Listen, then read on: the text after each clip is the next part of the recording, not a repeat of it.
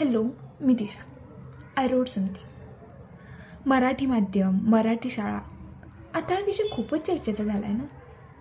माझ्या मराठीची बोलू कौतुके, परी अमृतातही पैजा जिंके. मराठी शाळा टिकल्या पाहिजेत असं सर्वांचंच बोलणं आहे. असे सर्वच जण बोलतात. पण हे बोलायची का वेळ आली? प्रत्येकालाच आपला मुलगा, आपली मुलगी चांगल्या शाळेत शिकावी असं प्रत्येकालाच वाटतं. मग ती चांगली शाळा मराठी माध्यम का नसावं?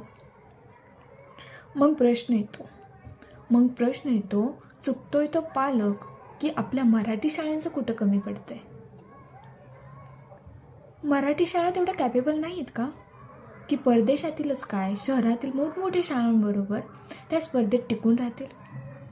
स्वतःचं अस्तित्व स्वतः निर्माण करायला ते कॅपेबल नाही आहेत का? विचार करायची गोष्ट आहे ना. थँक्यू.